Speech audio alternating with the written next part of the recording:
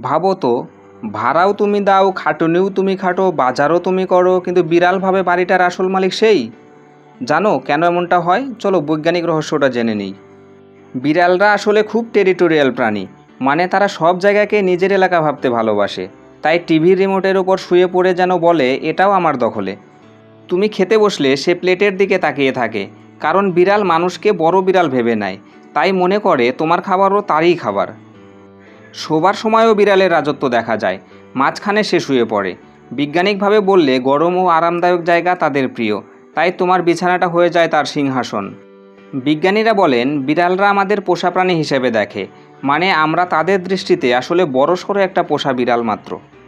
তুমি তাদের যতই খেলনা দাও বা খাবার দাও, তারা ভাবে সব কিছু তাদের দখলে। কারণ তাদের মস্তিষ্কে সবসময় রয়্যালটি মোড অন থাকে। তাই শেষ কথা একটাই, বিড়ালের কাছে তুমি কেবল একজন সেবক, তাই সেই তোমার বাড়ির আসল রাজা।